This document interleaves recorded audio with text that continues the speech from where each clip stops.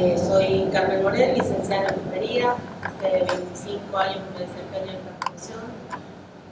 Trabajo actualmente en la guardia de emergencia del Hospital de la Madre y el Niño de Formosa Capital como enfermera operativa y también ejerzo como docente JTP en la Universidad Nacional de Formosa en la cátedra de ontología profesional. Quiero abordar en esta oportunidad la atención del paciente pediátrico politraumatizado.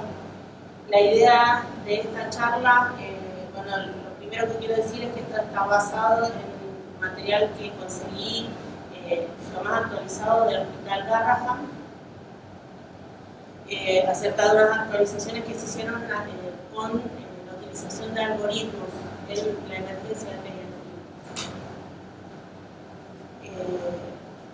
Te pido, licenciada, que levantes un poquitito la voz, ¿eh? Y si querés colocarte al lado de tu computadora, bien, mejor. Permiso. Sí.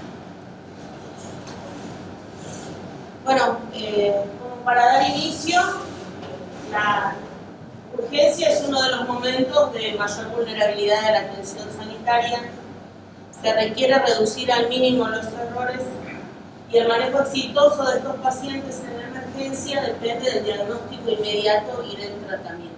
El entrenamiento del enfermero, del equipo de salud, es fundamental en estas oportunidades porque es la que le va a transmitir a los familiares la garantía de que se está haciendo lo mejor para el paciente, ¿sí?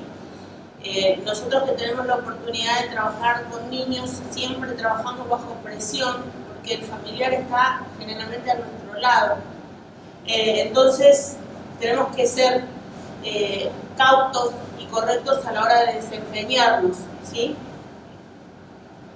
Las urgencias de niños adquieren características propias, lo que implica el abordaje diagnóstico y terapéutico solo aplicable a este grupo etario. Un niño, como siempre les digo a mis alumnos, no es un adulto pequeño, tiene características diferentes, psicológicas, físicas, distintas al adulto. Por lo tanto, el abordaje tiene que ser diferente, nunca va a poder ser igual que en un adulto, ¿sí?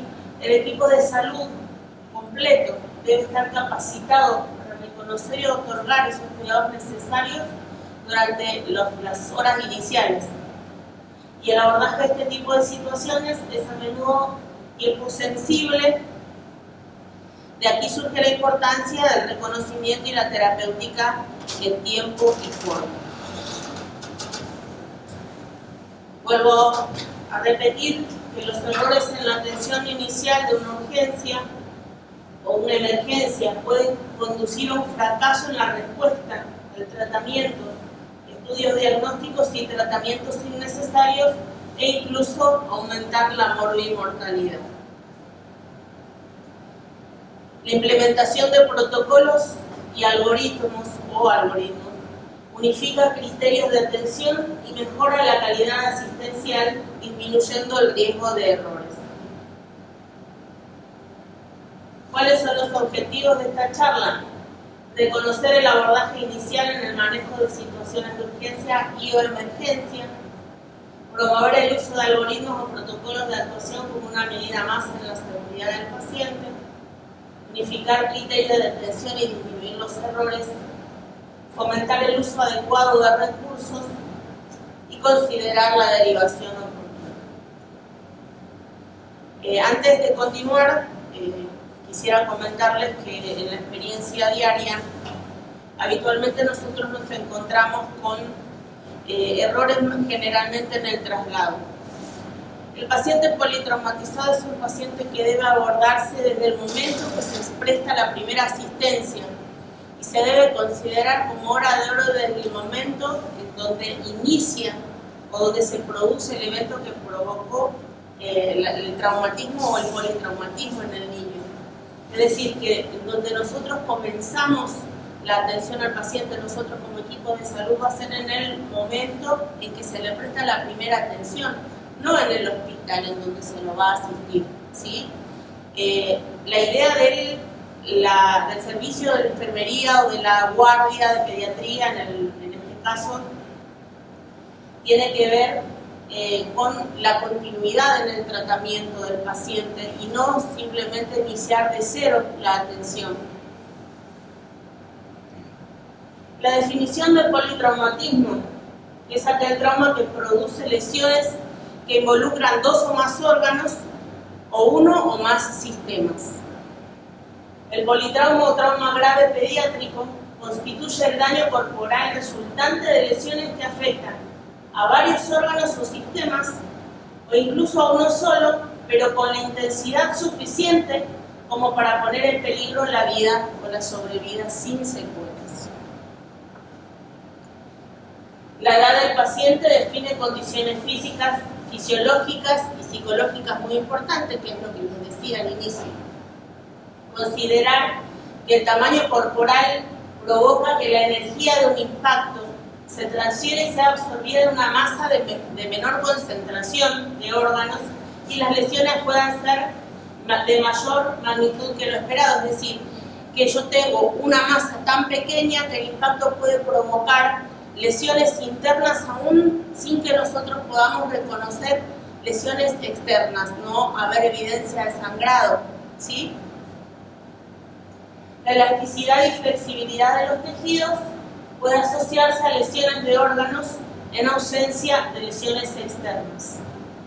El mayor tamaño relativo encefalocraneano, ¿sí? Porque proporcionalmente la cabeza es de mayor tamaño que el resto del cuerpo, favorece con mayor frecuencia y la gravedad del traumatismo cráneoencefálico. El trauma puede comprometer el desarrollo y el crecimiento armónico en la edad infantil, por eso es tan importante tratarlo en forma oportuna. Y las lesiones por causa externa son prevenibles y previsibles. Sabemos que todas las causas de los accidentes, si se los puede llamar así, se pueden prevenir. Por eso hablamos en esta charla acerca de los diferentes niveles de prevención. Los niveles de prevención son primarios, que procura proteger el estado de salud, anticipándose a la posibilidad de que un acontecimiento traumático ocurra. El secundario se realiza durante el evento y pretende disminuir la gravedad de la lesión. Y el terciario, posterior al hecho, intenta reparar el daño producido por el evento. Siempre es más importante desde el equipo de salud enfocarse en la prevención primaria, es decir, tratar de evitar que estos eventos ocurran. Entonces es sumamente importante que nos enfoquemos en todo lo que tiene que ver con la promoción de la salud, ¿sí? Y el evitar así que se produzcan este tipo de incidentes. En esta diapo lo que se muestra es la manera que tenemos de comparar con el semáforo los tipos de prevención, ¿sí? La prevención primaria es universal, como les decía recién, que es la promoción, fomento de educación para la salud. La prevención secundaria selectiva, que es la detección temprana e intervención breve, que fue ya cuando el evento se produjo.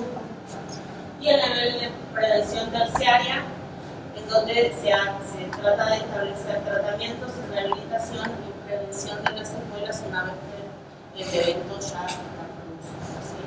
La prevención, como les dije, significa anticiparse a un hecho, impedir que ocurra, y en ese sentido se refiere a todas las medidas y técnicas que se adoptan para evitar la aparición de las enfermedades, detener su avance y, en el caso de que aparezcan, paliar las secuelas. Me pueden detener, yo sé que voy bastante rápido. Si quieren consultar algo.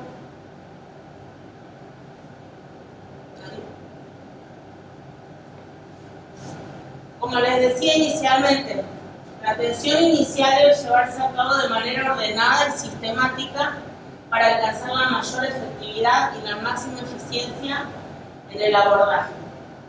Debe ser rápida y completa y no excluye el sentido común, que es una condición fundamental en la guardia de emergencia, ¿sí? El sentido común muchas veces nos ayuda a anticipar situaciones que pueden tener respuesta antes de que se produzcan, ¿sí?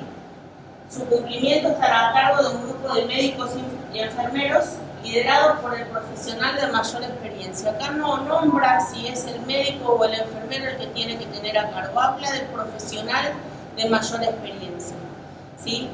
El trabajo siempre es en conjunto, ¿sí? Entonces siempre se trata de coordinar lo que se hace entre médicos, enfermeros y las personas que estemos dentro del área de la emergencia. Incluye una ágil evaluación global mientras se tratan las lesiones que implican el riesgo de muerte inminente. ¿Qué implica la atención inmediata? Constituye una serie de medidas diagnósticas y terapéuticas que se realizan durante la primera hora de ocurrida la lesión, que es la hora de oro del trauma. Inicia en el momento en que se produce el evento, tendientes a controlar el daño anatómico y funcional provocado por las lesiones en una víctima. Es imprescindible combatir la hipoxia, la hipovolemia y la hipotermia por el efecto deletério que ejerce sobre los mecanismos de compensación del niño, dificultando o impidiendo su reanimación y respuesta al tratamiento. Otra de las cosas que tenemos que tener en cuenta es que tenemos que sostener al paciente normoglucémico, ¿sí? Porque es uno de los trastornos metabólicos que puede provocar inclusive daño cerebral sin que nosotros hayamos detectado. Entonces, como en las emergencias debería existir siempre un pequeño equipo de control de glucemia, ¿sí? Cualquiera sea su marca, es importante mantener al paciente no solo dentro de los valores normales de oxígeno, volemia y temperatura, sino que también es importante tenerlo normoglucémico. Acá empezamos con estos algoritmos que propone la gente de Garrahan, como les decía. La idea de trabajar con los algoritmos disminuye la cantidad de errores y se puede trabajar en forma coordinada y ordenada, ¿sí? La recolección de antecedentes siempre la va a realizar un integrante del equipo de salud sin que afecte el desempeño de otro profesional que esté haciendo cualquier otra actividad en el mismo momento, ¿sí? ¿Qué significan estas siglas? La sigla AMCHO, ¿sí? La idea es evaluar las alergias, cualquier tipo de alergias, de piel, alergias medicamentosas, saber si es que recabar datos acerca de qué medicamentos consume el paciente, ¿sí? Cualquiera sea, si son tratamientos prolongados, si son tratamientos crónicos, si es un tratamiento corto, como por ejemplo un tratamiento antibiótico. La comida, en lo que hablamos de comida, tiene que ver con la última ingesta del paciente, qué es lo que comió, ¿sí? Se trata de establecer cuál fue la última hora de la ingesta del paciente. La historia clínica, en donde se trata de establecer también, aparte de los antecedentes de alergia, si es que tiene algún problema cardíaco, respiratorio, alguna enfermedad de base que pueda llegar a condicionar la evolución de este paciente a posteriori. Y el origen del episodio. Hablando del origen del episodio, todo tiene que ver con el momento en donde se produjo el incidente que llevó al evento por el cual el paciente está siendo asistido por el equipo de salud. Bueno, esto más o menos es lo que hablaba recién, evaluar alergias, medicamentos. Y la H de historia clínica, ¿sí? Todo lo que tiene, sí, lo hablé, lo que tiene que ver con los antecedentes del paciente, propiamente dicho, las comidas, lo que ingirió y el momento del evento donde se produjo el incidente o el accidente. Hablar de accidente no me gusta mucho porque todo lo que tiene que ver con accidentes, sabemos que los accidentes no son prevenibles y la mayoría de las eventos que sí ocurren se pueden prevenir. Por lo tanto, no hablamos de accidentes, sino yo por lo menos hablo acerca de incidentes. Si la primera atención se brinda en el ámbito extrahospitalario o en una institución de baja complejidad, es necesario categorizar la severidad de las lesiones de tal manera de derivar al paciente en forma adecuada y oportuna. Se podría utilizar el índice de trauma pediátrico. Un índice de trauma pediátrico menor a 8 aumenta progresivamente la mortalidad. El índice de trauma pediátrico es un score, aquí tienen la puntuación, que evalúa estas áreas del peso, la vía aérea, la tensión arterial sistólica, el sistema nervioso central, la presencia de heridas o fracturas y estas puntuaciones sumadas, cada una de ellas, cada una de las columnas tiene una puntuación en específico. Cuando es menor de 8 es lo que existe la posibilidad de que aumente la morbimortalidad. La mortalidad sobre todo. En la atención inicial habitualmente se definen 6 etapas. La primera es la evaluación primaria y reanimación, la segunda evaluación secundaria sistematizada, la tercera categorización y triage, la cuarta es la transferencia del paciente, la quinta es la evaluación repetida del paciente y la sexta es el comienzo de los cuidados definitivos. Todas estas se van dando en forma continua, ¿sí? En pediatría nosotros conocemos lo que se llama el triángulo de evaluación pediátrica, que es un parámetro que a simple vista nos permite evaluar estos 3 puntos, que son la apariencia, la circulación y la respiración. Esto también es muy utilizado en la evaluación inicial del paciente, por eso lo puse acá. Este es el primer algoritmo. Entonces, una vez que el paciente es evaluado por el equipo de salud y habla acerca de la vía aérea con control de columna cervical. Es algo que quiero que quede claro, porque todo paciente con politraumatismo se debe considerar como que tiene un traumatismo cervical o una lesión cervical hasta que se demuestre lo contrario. Por lo tanto, sí o sí el paciente politraumatizado pediátrico tiene que fijarse, inmovilizarse en la columna cervical con un collar cervical, ¿sí? Puede ser un collar común o un collar de Filadelfia. No hay que hiperextender la zona de la cabeza, el cuello, ni la columna, por supuesto. Y como continuidad, la vía aérea sostenible. ¿Cómo evaluamos una vía aérea sostenible? Perdón.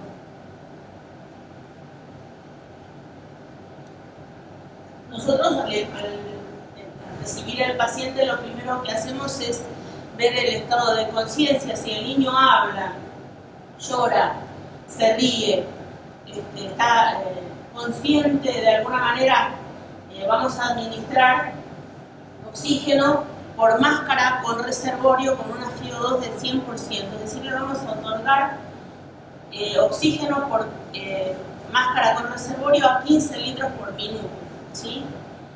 Si la vía aérea no es sostenible, el paciente no va a estar llorando o no va a estar despierto. Lo que tenemos que hacer es tratar de desobstruir la vía aérea, tratando de aspirar el cuerpo extraño, ya sea con una cánula de aspiración a través del oxígeno central o inclusive si existen piezas sólidas se puede llegar a utilizar la pinza de Magil para remover estos cuerpos extraños. Y si una vez que se desobstruye la vía aérea de esos cuerpos extraños aún no se puede sostener la vía aérea, se va a tener que recurrir más que nada a la vía, al manejo avanzado de la vía aérea, que implica intubación orotraqueal. La intubación orotraqueal también se presenta de manera dificultosa en un paciente cuyo escenario es tener el cuello inmovilizado. Es muy difícil intubar al paciente con el collar cervical. Estas primeras medidas, igual como les decía, deberían iniciarse no solamente en el lugar en donde se le recibe al paciente, que suele ser la urgencia de los hospitales, de cualquier hospital, sino que tendría que considerarse en el sitio en donde se produjo el evento. ¿Sí? Bueno, estas son las maniobras que le nombramos: fijación cervical, administración de oxígeno, o sea, la vía aérea sostenible, que trata de la administración de oxígeno por máscara con reservorio, desobstrucción de la vía aérea, aspiración o remoción de cuerpos extraños a través de la pinza de Magid, y si esto no tiene respuesta, continuar con el manejo avanzado de la vía aérea. En la respiración y ventilación y detección con riesgo de muerte inminente hay que evaluar todas estas cosas. ¿Cuáles son? Evaluar la frecuencia respiratoria, evaluar el trabajo respiratorio, es decir, si tiene o no buena mecánica respiratoria. La saturametría de oxígeno, que es, digamos, como el quinto signo vital, que de alguna manera se empezó a utilizar hace bastante tiempo, y todos creo que en las guardias tenemos disponible un oxímetro de pulso por lo menos. Evaluar las venas del cuello, desviación traqueal, desviación del choque de punta. Esto obviamente no necesariamente lo va a hacer el enfermero, pero como les decía que esto se trata de un trabajo en equipo, es importante saberlo. Y la utilización de este algoritmo, vuelvo a insistir, implica la disminución en los errores. Entonces puede disminuir la posibilidad de cometer esos errores que van a implicar una morbimortalidad severa. Se evalúa la expansión simétrica de la parella bucal, si existen sangrados, fracturas o heridas, si hay crepitación, timpanismo, matidez o murmullo vesicular y ruidos cardíacos. ¿Qué implica?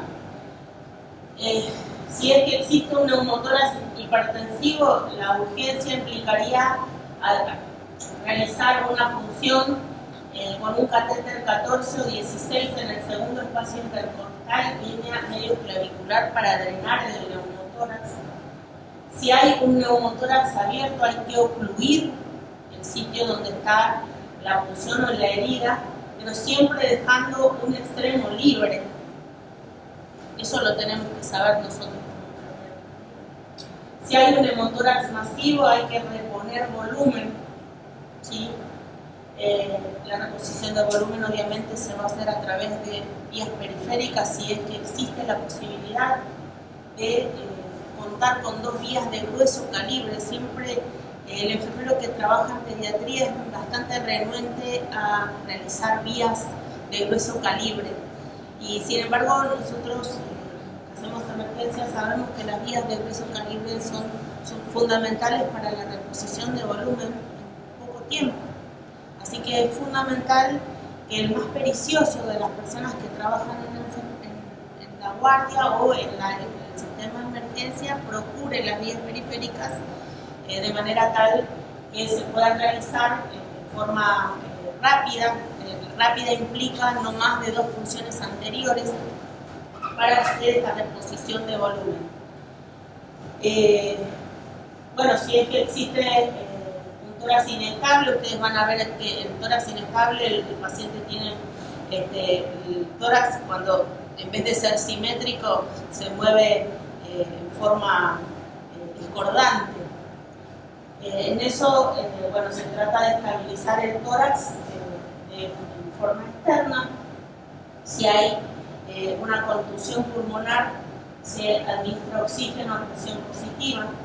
Y si existe taponamiento cardíaco, que eso se va a evaluar a través de la auscultación, el cambio del choque de punta, se va a reponer volumen de la misma manera que hablé recién, con 2 vías periféricas de grueso calibre, y insertar este catéter, que esto ya no nos compete a nosotros, sino puede llegar a ser a través del sistema de emergencia, del móvil de punta, que va a asistir al paciente durante el momento de la asistencia inicial, o nuestro médico de la emergencia. Enfermería no tiene competencia, pero sí tenemos que saber cuáles son las conductas que se pueden tomar en el caso de que eso pueda llegar a suceder.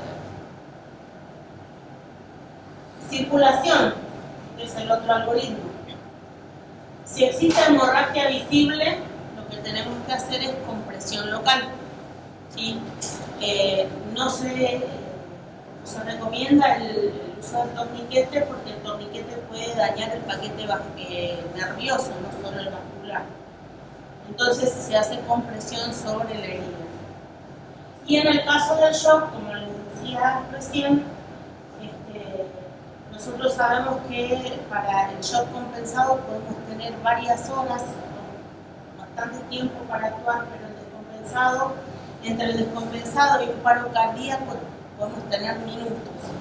Entonces es importante evaluar el shock antes de que este se pueda descompensar.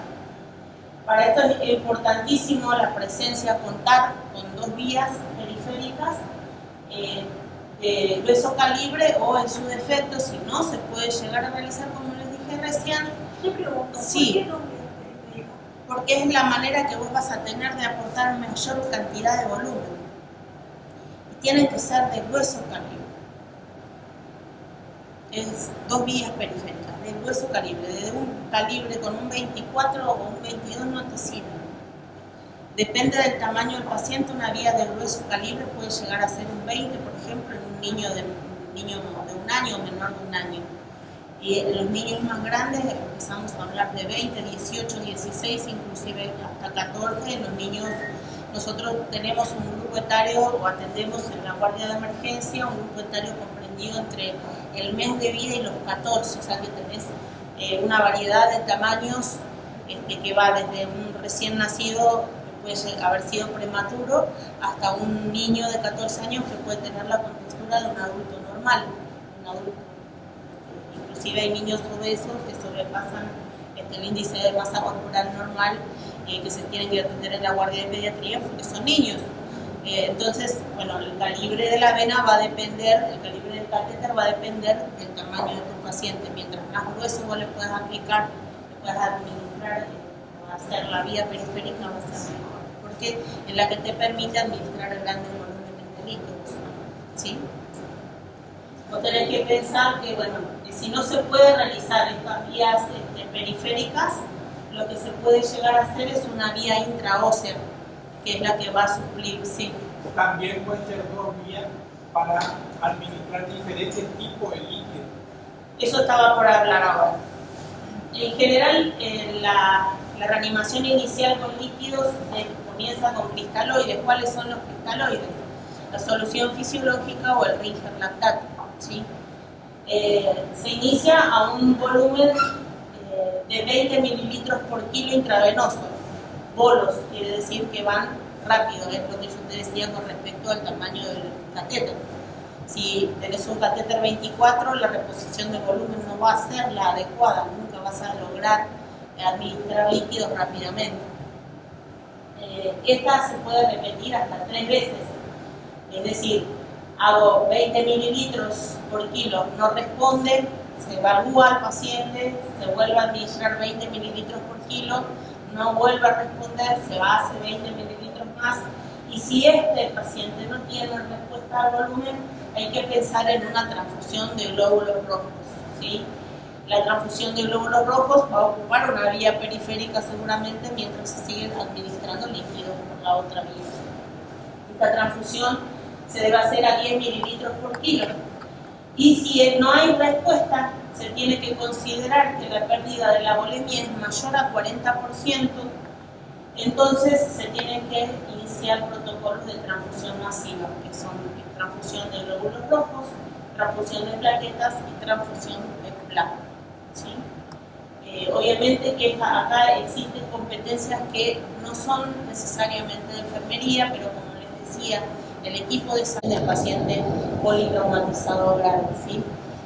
Si bien el hemoterapista no va a permanecer en la guardia de emergencias del hospital, en este caso debería tener esto preparado para un potencial evento. ¿Qué sangre se le va a administrar? Tiene que ser hemocompatible o en su defecto tendría que ser sangre cero negativa. ¿Sí? ¿Se va entendiendo? ¿O voy muy rápido? Y por último, bueno, no por último porque hay nada más, es el algoritmo de la definición de la condición neurológica, en donde se tienen en cuenta estas siglas que son APU, A de corta, P y U, en donde A significa alerta, B respuesta a la voz, P respuesta al dolor y U falta de respuesta. Si en esta evaluación existe respuesta al dolor inadecuada o falta de respuesta, hay que pensar en la sospecha o hay que sospechar una hipertensión endocraneana. ¿Qué signos se van a considerar ahí? Evaluar bradicardia, hipertensión arterial, anisocoria, ¿sí? Score de Glasgow menor a 8 o signos de descerebración. La secuencia, si ocurre esto, hay que pensar rápidamente en una secuencia de intubación rápida, teniendo en cuenta la pseudoanalgesia adecuada, la cabecera a 30 grados, una PCO2 de 30 a 35 milímetros de mercurio y administración de manitol de 0,5 a 1 gramo por kilo en bolo, ¿sí? No es por goteo, es en bolo. Vuelvo a insistir, si bien hay cosas que nosotros como enfermeros no decidimos, tenemos que saber cómo manejar estos algoritmos, porque depende de esto, depende de la evolución de los algoritmos, la respuesta que va a tener nuestro paciente, ¿sí? Y ahí nuestros protocolos de actuación van a tener que ver con las competencias que tenemos que hacer nosotros dentro, obviamente, de nuestro marco ético legal. Y por último, como en la evaluación primaria hablaba, el examen físico somero de la víctima con control de la hipotermia. Recuerdan que habíamos hablado de mantener la temperatura del paciente. El examen físico somero, ¿por qué es somero? Porque se va a hacer una evaluación inicial muy rápida mientras se realizan las demás mientras se llevan a cabo los demás algoritmos, y posteriormente va a haber una evaluación secundaria que viene a continuación, que va a ser mucho más exhaustiva, ¿sí? ¿Qué se debe evaluar en este examen físico somero? Evaluar de la cabeza a los pies, ver el dorso, rotar con control de la columna. ¿Sí? El paciente se supone que debería tener, aparte de algo que no hablé durante la fijación del cuello, que debería tener fijado también el cuello lateralmente, o sea, no solo el control de la columna cervical, sino fijado lateralmente, ¿sí? Hay dispositivos para eso. Debería tener una tabla de inmovilización. Entonces, si el paciente se va a examinar inicialmente, lo que se debe hacer es mover en bloque al paciente. Es mucho más difícil cuando el paciente es más grande. Acuérdense que yo estoy hablando del paciente pediátrico. Hay que detectar fracturas, hallar objetos empalados. Si es que existe o ustedes pueden llegar a observar algún objeto empalado, lo que se debe hacer es no remover el objeto empalado, sino fijarlo con gasas, apósitos, de manera tal que quede fijo, porque eso se va a remover recién en el quirófano, no en la guardia de emergencia. Por lo tanto, tiene que fijarse, porque puede estar dañando vasculatura y puede provocar una hemorragia masiva. En vez de nosotros sostener al paciente, lo que vamos a hacer es aumentar las complicaciones. Y contemplar el dolor y considerar la hipotermia. O sea, nosotros para hacer este examen, para observar al paciente, tenemos que sacarle la mayor cantidad de ropa, si puede estar desnudo mejor, pero hay que tener en cuenta que el paciente debe conservar la temperatura, por lo tanto tenemos que tener en cuenta que el ambiente no esté frío, apagar el aire acondicionado si es que esté prendido, y en su defecto taparlo tan rápido como se haga el examen, porque debe conservarse la temperatura dentro de un rango de la normalidad. Sí, una vez que se realiza este examen, lo que hay que hacer es inmovilizar las fracturas, no retirar objetos de palado, como les dije, tratar el dolor, indicar pseudoanalgesia, nosotros tendríamos que administrar la pseudoanalgesia, abrigar y evitar la hipotermia. ¿Sí? Pasamos todas con las, hasta llegar a la E, terminamos con la evaluación primaria. A partir de acá empezamos con la evaluación secundaria. La evaluación secundaria va a implicar todos los métodos de observación que se hacen habitualmente para el examen físico del paciente, que son la inspección, la palpación, la percusión y la auscultación. ¿Cómo se debe hacer? Empezando desde la cabeza hacia los pies, sería un análisis cefalocaudal, en donde se va a observar en el paso de la cabeza la semiología de los pares craneales, controlar la permeabilidad del área aérea, colocar sonda nasogástrica o orogástrica, ver si existen hemorragias visibles o lesiones ocultas, y ahí empezar a solicitar, en el caso del equipo de salud, hablando de los médicos, los exámenes complementarios. ¿En qué caso no se tendría que administrar o no se tendría que colocar, una sonda nasogástrica?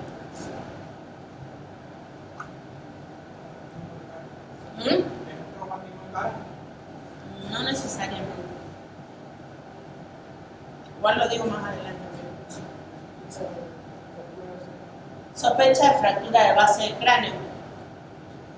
Si hay un paciente que tenga fractura de base de cráneo, nosotros podemos, a partir de la sonda nasogástrica, en vez de hacer el pasaje normal hacia el estómago, podemos insertar la sonda directamente al cerebro.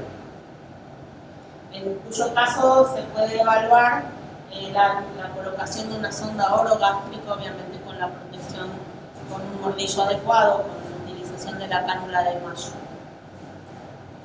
Por otro lado, evaluación del sistema nervioso central, se debe hacer un mini examen neurológico, en donde se va a evaluar la sensibilidad y la movilidad de las pupilas y la evaluación del score de Glasgow. El score de Glasgow, ustedes saben que es el principal indicativo de daño neurológico, por lo tanto, creo que no es necesario que lo sepamos de memoria, pero sí es importante que en las áreas de las emergencias tengamos el score pegado de manera tal que lo podamos usar para poder sacar el score, ¿sí?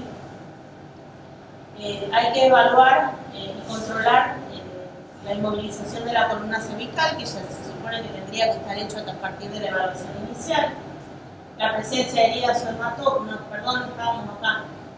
Aporte de oxígeno, prevención de lesiones, prevención y tratamiento de convulsiones. Acá en este caso, cuando existe un traumatismo del cráneo severo, se indica la carga de anticonvulsivos.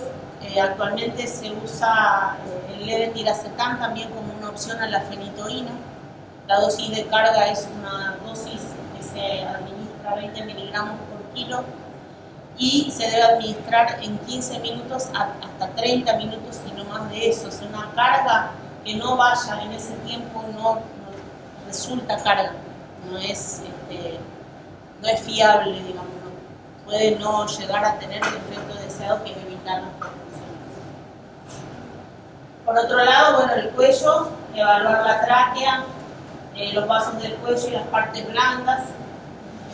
Ahí ya habíamos hablado acerca de la inmovilización de la columna cervical, la presencia de heridas, hematomas, enfisemas. Otra vez acá interviene nuestro médico en la solicitud de estudios complementarios. En el caso del tórax, orientación definitiva de los drenajes, si es que hubo en algún momento la necesidad de una punción o drenaje. Si existen lesiones con riesgo potencial de muerte, contusión pulmonar, lesión traqueobronquial, lesión esofágica, hernia traumática, lesión aórtica, contusión miocárdica. En el abdomen vamos a evaluar, digo porque me siento parte de un equipo, por lo tanto la evaluación siempre va a ser en conjunto. Dolor, distensiones, proyecciones, heridas, hematomas, lesiones por cinturón de seguridad, hemorragias ocultas. Recuerden que, como les decía, el niño tiene la característica particular de que como es tan pequeño, la masa pequeña absorbe el impacto de manera tal que puede no tener lesiones visibles externas, pero sí haber daño en cualquier órgano dentro, ¿sí? Órgano sistema, ¿no? Pelvis y periné, en el caso de ser necesario, nuestro médico realizará el tacto rectal. Se examinará si existen hematomas, desgarros anales, presencia de sangre, tono del esfínter anal, palpación de próstata, hematomas o desgarros genitales. Ven que esta evaluación es mucho más precisa que la evaluación inicial. Colocación de sonda vesical, excepto si se sospecha trauma uretral. En el caso del dorso, como les conté, obviamente el paciente va a tener que ser movido nuevamente en bloque para evaluar presencia de hematomas, heridas, deformidad ósea, inmovilización corporal completa. Y en los miembros, lo mismo, evaluar presencia de hematomas, heridas, deformidad, posición anormal, pulsos periféricos, alineación, inmovilización. Se puede llegar a pensar en algún tipo de fracturas. Si las fracturas, se sospechan fracturas, hay que inmovilizar los miembros. Y otros, el tratamiento del dolor y la profilaxis antitetánica, que esto se debería haber evaluado inicialmente en la historia clínica, pero si no se hizo, se puede llegar a solicitar que se administre la vacuna antitetánica. Y bueno, y todo esto que va a complementar el examen que lo va a hacer el médico. Bueno, está, como les comentaba recién, son las técnicas de protección física, que es evaluar, palpar, percutir y ocultar, ¿sí? Bueno, en cuanto a todo lo que tiene que ver, no sé cómo voy de tiempo. ¿Sí? Con el traumatismo de cráneo, habíamos hablado inicialmente de una secuencia de observaciones en el paciente politraumatizado, ¿sí? Es importante determinar que un paciente politraumatizado puede llegar a tener un traumatismo de cráneo leve. Este traumatismo de cráneo leve va a ser abordado de diferentes maneras. ¿Te puedo servir? ¿Tengo que servir agua más? El TEC es la manera más frecuente de los niños con traumatismo de cráneo que se presentan en los servicios de emergencia.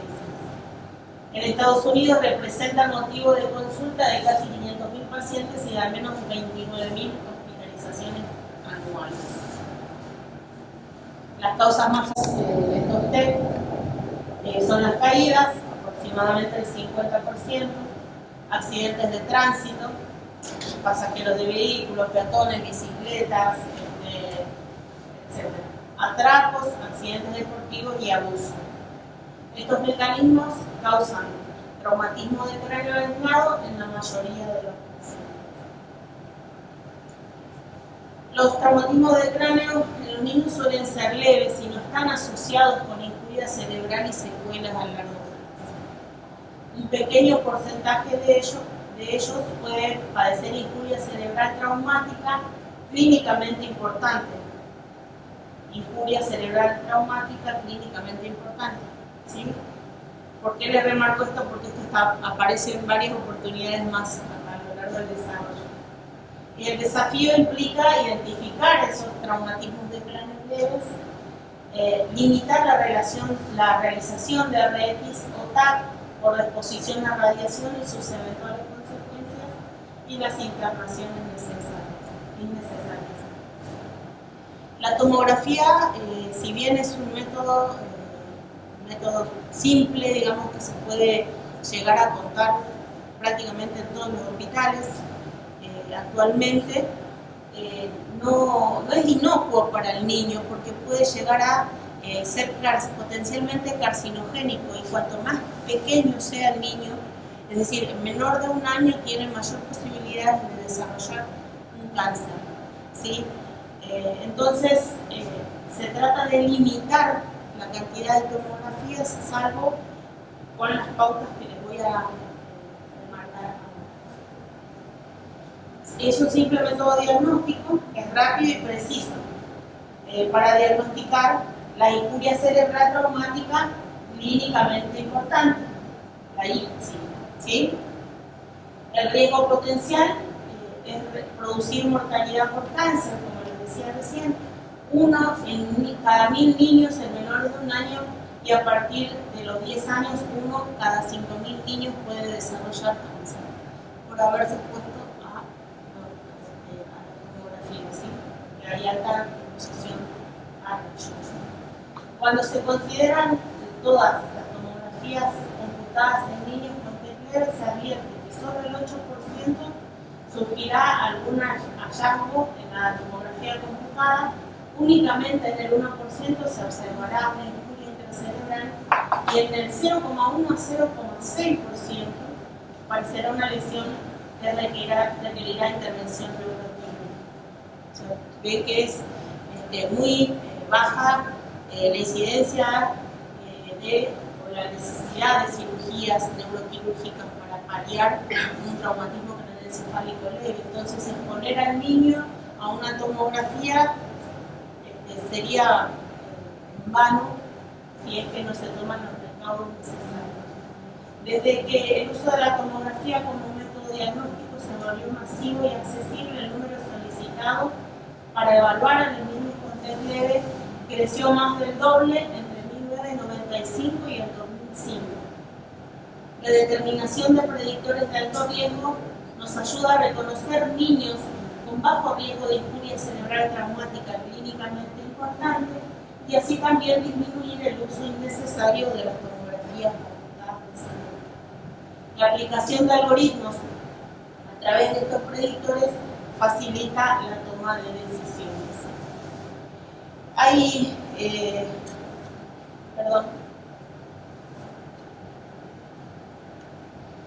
3 algoritmos diagnósticos de alta calidad que se han realizado en diferentes países. Uno es la IACACH, que se desarrolló en Canadá, el otro es la CHALIS, que se desarrolló en Gran Bretaña, y el otro es la PICA-RUN, que se desarrolló en los Estados Unidos, si no me equivoco. La idea de estos estudios era evaluar la cantidad de pacientes con traumatismo craneoencefálico leve y considerar la realización o no de las tomografías computadas. La mayoría son muy específicos, tienen mucha especificidad, por lo tanto se utilizan como elemento predictor para la solicitud de las tomografías computadas y evitar el daño como potencial secuela que sería la carcinogénesis.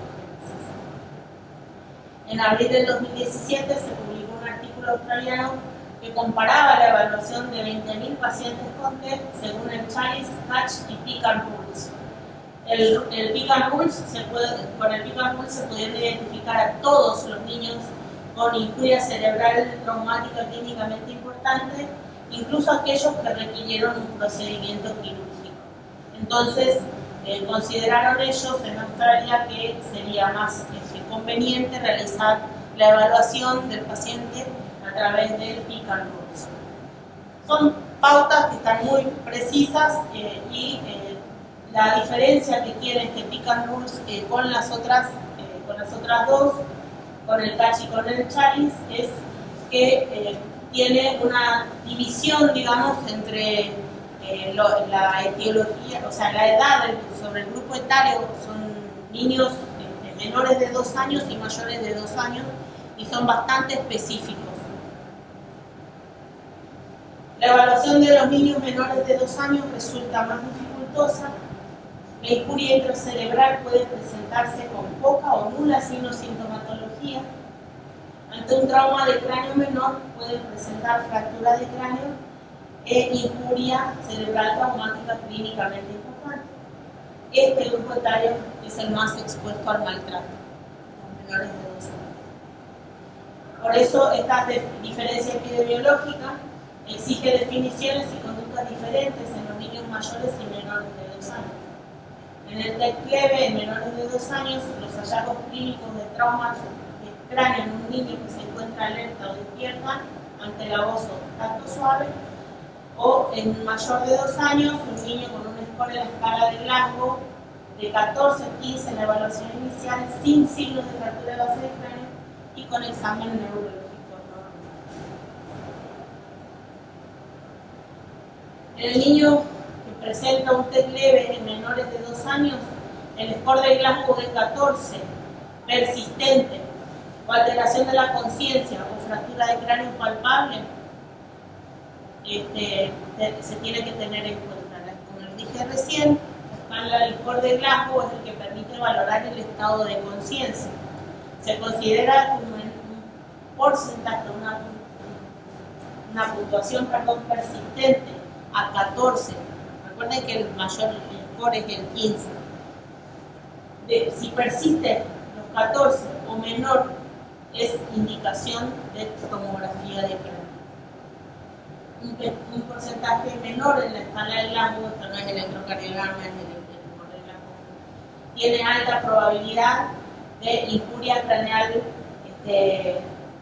clínicamente importante con alto porcentaje.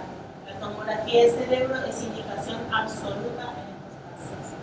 Y en los niños menores de 3 años se debe utilizar la escala de Glasgow modificada para niños adultos. Bueno, esta es la diferencia entre el score de Glasgow del adulto y esta es la modificada para lactantes y niños, ¿sí? Ahí lo que difiere sería la respuesta verbal en menores de 1 año, en mayores de 1 año, hasta 3 años se utiliza este score, y bueno, y después se utilizaría el score de Glasgow que se utiliza normalmente para los adultos. Se debe considerar la agitación, somnolencia, preguntas repetitivas o comunicación verbal enlentecida en la evaluación neurológica del niño.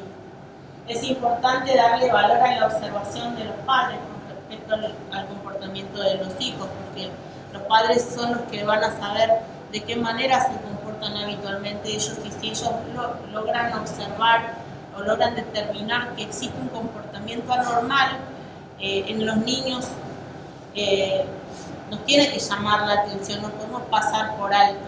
El niño está durmiendo de más, que no se despierta o que no quiere comer cuando es un niño que come, o que habitualmente juega pero está despierto y tiene la mirada perdida, o cualquier observación que puedan aportar los padres no puede pasar de largo, ¿sí?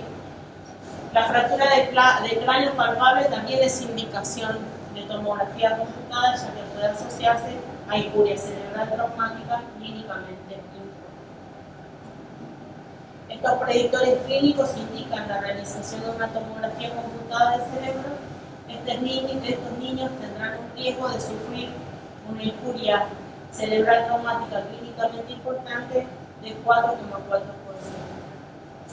El cefalohematoma parietal, temporal o occipital, o historia de pérdida de conocimiento mayor o igual a 5 segundos, no minutos, segundos, o mecanismo de injuria severo, comportamiento normal según referencia de los padres, es indicación de tomografía. El mecanismo de injuria severo, eso lo vamos a tener que evaluar también nosotros como equipo de salud. hablaba una pediatra que daba una clase respecto de tomografía y de test leve, que el paciente, por ejemplo, que se cae de la cama cucheta durante la noche, durante las horas del sueño, no tiene el reflejo de poner las manitos para sostenerse. Por lo tanto, el mecanismo de injuria va a ser mucho más grave que el que se cae y sostiene el peso de la cabeza con las manos, o el peso del cuerpito con las manos, porque se puede sostener. Él no va a tener reflejo, por lo tanto, eso también se tiene que considerar. ¿Cuál fue el mecanismo lesional? Si los predictores clínicos mencionados están ausentes o no se recomienda una tomografía de cerebro, estos niños tendrán un riesgo de sufrir una injuria cerebral traumática clínicamente importante menor al 0,02%, bajísima la incidencia de la injuria cerebral traumática con ese mecanismo, con estos predictores ausentes. Bien, esto es simplemente el algoritmo de todo lo que les acabo de contar. Por delante menor a 14, o otro signo de alteración de la conciencia o fractura de cráneo palpable. Si existe cualquiera de estos signos, se solicita cáncer de cerebro. Si no existe, disminución de la escala de Glasgow, se debe evaluar la presencia de hematoma parietal, temporal, occipital, historia de pérdida de conocimiento mayor o igual a 5 segundos, un mecanismo de injuria severo o comportamiento anormal según referencia de los padres. Se debe observar, ¿sí? La observación del niño en estos casos no debe ser menor a 6 horas. ¿Sí? También hay un estudio que habla de que pasadas las 6 horas los pacientes ya pueden no presentar ningún tipo de asociación con una intervención neuroquirúrgica. Y si no se presenta alguno de estos, no se sugiere realizar la tomografía de cerebro, pero sí se tiene que dar pautas de alarma a la iglesia.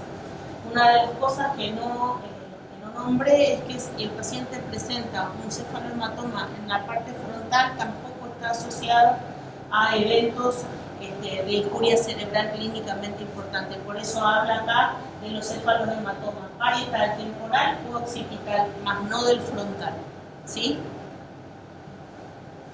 Test leve mayor de 2 años. Ya termino, chicos. Sé que es un poco largo y es bastante más largo, pero bueno. Se debe evaluar el score de Glasgow igual a 14 u otro signo de alteración de la conciencia o signos de fractura del cráneo. El score de Glasgow, otro signo de alteración de la conciencia, no hay diferencia con respecto a los menores de 2 años. ¿Sí? Después les voy a pasar el material. Pero en este grupo los signos de fractura de base del cráneo son predictores de alto riesgo de injuria cerebral traumática clínicamente importante. ¿Cuáles son los signos que podemos llegar a tener en un paciente con traumatismo de base del cráneo? Otorragia o otorragia, ¿sí? Hematoma retroauricular, rinorraquia, que es la pérdida de líquido cefalorraquídeo a través de los orificios de las fosas nasales, y los famosos ojos de mapache. En estos pacientes hay que sospechar un traumatismo de base de cráneo. Estos predictores clínicos indican efectuar la tomografía de cerebro. Estos niños tendrán un riesgo del 4,3% de riesgo de injuria cerebral traumática clínicamente importante. Hay que tener en cuenta la historia de pérdida de conocimiento, vómitos, cefalea o mecanismos de injuria severa. Este sería el algoritmo también realizado para esto, para lo que acabo de contar. Por el Glasgow menor igual o menor a 14, u otro signo de alteración de la conciencia, si existe, o signos de fractura de cráneo, se solicita tomografía de cerebro. Si no existe, se solicita historia de pérdida de conocimiento, vómitos, cefalea severa, mecanismo de injuria severa.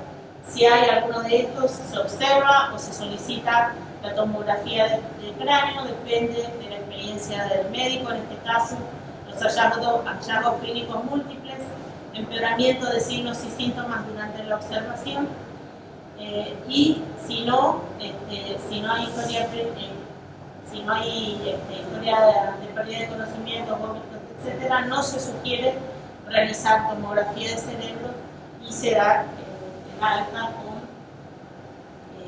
las pautas para las pautas de egreso para el tratamiento. Bueno, esto es algo complementario. Los niños que traumatismo de radiografía, niños menores que padecen TED se presentan asintomáticos y con un cefalomatoma de localización no frontal como único signo al examen físico, se deberá considerar efectuar una radiografía de cráneo. Recuerde que acá es solamente radiografía, no tomografía, sin ningún otro síntoma. Y si se visualiza una fractura en la radiografía, se debe realizar una tomografía del cerebro. Ya termino. Se debería contar con un médico radiólogo, esto sería ideal, para poder interpretar las imágenes dudosas, dado que resultan frecuentes. Pero recuerden que en los niños se observan muy bien las suturas, entonces muchas veces suelen ser las imágenes bastante confusas. Lo ideal sería que existiera un imagenólogo en cada hospital para poder determinar. Pero bueno, si no existen, se tratará de trabajar con las personas que... No hay. Y hay varias realidades. No todas las instituciones cuentan con un médico radiólogo que pueda determinar eso. Y otras indicaciones de radiografía de cráneo son la sospecha de maltrato y la búsqueda de cuerpos radiofagos. En cuanto a las indicaciones y pautas de alarma al momento del egreso, se deben transmitir estas indicaciones con pautas de alarma preferentemente por escrito. Se podría contar con un papel impreso previamente. Debe incluir la aparición de signos y síntomas que provoquen la necesidad de una consulta inmediata, como cefalea, vómitos de chorro, irritabilidad, cambios en el comportamiento, signos de déficit neurológico, es decir, trastornos en la marcha, desviación de la comisura, convulsiones, etc. Eso implica una consulta inmediata posterior al egreso del hospital, ¿sí? Y debe ser trasladado inmediatamente. Como conclusión, el equipo de salud debe estar preparado para brindar respuesta desde el mismo lugar en donde se inicia la atención del niño, ¿sí? Desde el momento en que se presenta el primer equipo de salud, que puede llegar a ser la ambulancia, ¿sí? La utilización de protocolos y algoritmos claramente disminuye la probabilidad de errores y con ello la morbimortalidad. El entrenamiento y capacitación permanente del personal de enfermería que se desempeña en traslados y emergencia debe ser prioritario en el sistema de salud para otorgar la mejor respuesta a nuestros usuarios que son nuestros niños. El entrenamiento y capacitación permanente del personal de enfermería como parte fundamental del equipo de salud permite un desempeño de excelencia en la atención del niño politraumatizado como actor principal en la detección temprana de signos y síntomas, anticipando y ejecutando medidas para el sostenimiento de los parámetros vitales dentro del marco de su competencia y del marco ético legal. Muchas gracias.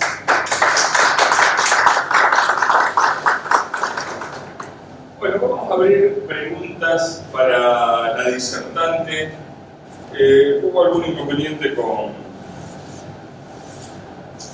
el Zoom, que no se escuchaba muy bien, pero bueno, van a tener todo grabado?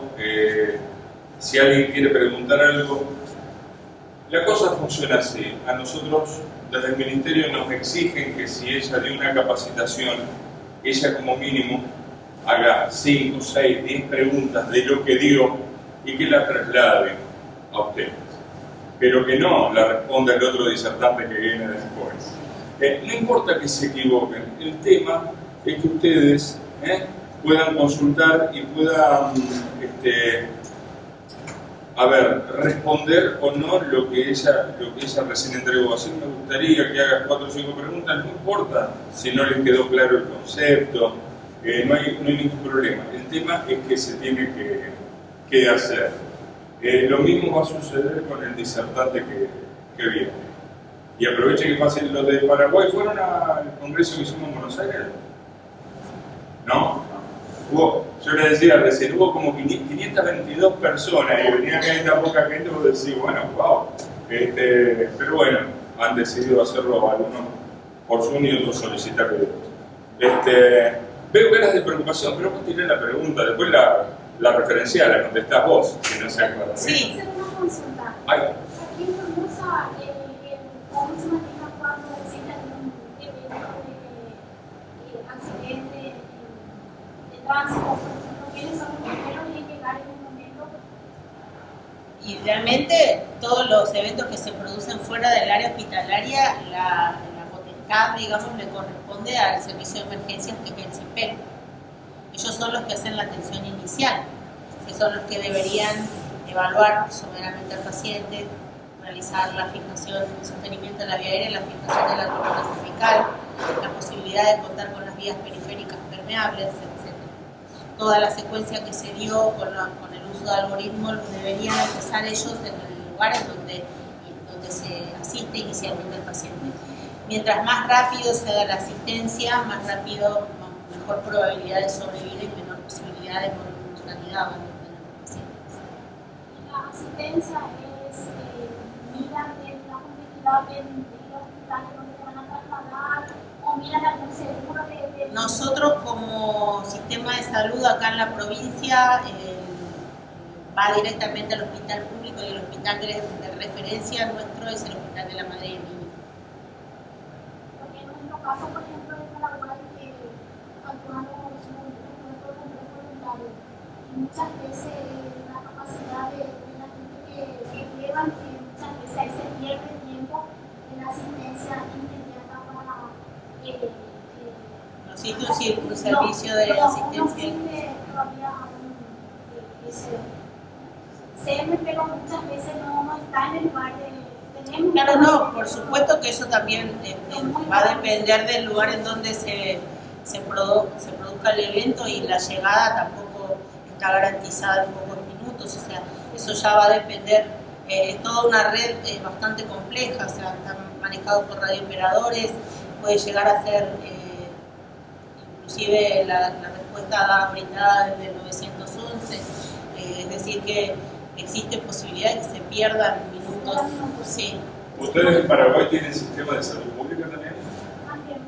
Pero también se activa el mismo mecanismo que el llamado, muchas veces ahí se pierde tiempo. Yo estuve dialogando ahí hace poquitito, lo comenté hoy, centro de clínicas, puede ser, hospital de clínicas, por donde hablé con una señora encargada, una licenciada, que se ve que está la gente del gobierno y después ella. Y porque yo le planteé le trasladé la duda de poder hacer ahí capacitaciones, y con eso me dijo que sí, con mucho gusto, que me iba a conseguir lugares, disertantes, licenciados y todo lo demás, pero hasta ahora no ha pasado.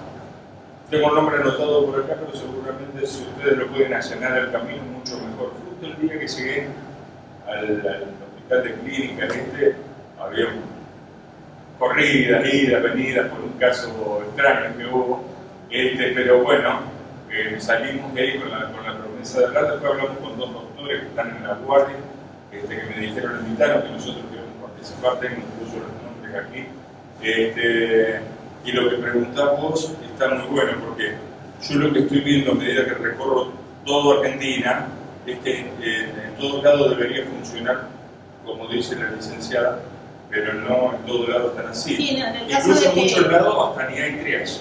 En el caso de que el paciente tuviera seguro social, obra social, nosotros tenemos acá, siempre igual la atención inicial se realiza en el hospital público, y si es que el familiar está de acuerdo, se lo traslada, y si no, de todas maneras, después el mecanismo de recupero de gastos hace que la obra social pueda recuperar, o sea, pueda aportar, digamos, sí, al sistema público lo que se gastó en el caso de que se lo hubiese asistido íntegramente en el hospital. En el caso de la atención inicial, o inclusive si hubiese requerido internación y los padres optan por dejarlo en el sistema público. De hecho, somos hospital de referencia no solo de la provincia, sino también de los países aledaños. De hecho, tenemos muchos pacientes que se asisten de urgencias y emergencias del albergue. Tal vez les salga más económico venir a hacer se atienden acá, Sí, se asisten acá. Sí, eso me dijeron Hay allá. hay convenios internacionales con la gente de Paraguay, por lo tanto ellos... Pero no es así con nosotros, con otros países. No, y tampoco es bilateral, tengo entendido. Ujú. Sí, sí, sí. Nosotros sí con ellos, pero ellos no con nosotros. Pero en Paraguay sí hace falta más hospitales públicos que ya sea para Nosotros tenemos acá, contamos actualmente solamente con un hospital, que es el de la madre del niño, que da respuesta a eso. Por eso te digo, está en capital, da respuesta a todo el interior e inclusive al Paraguay.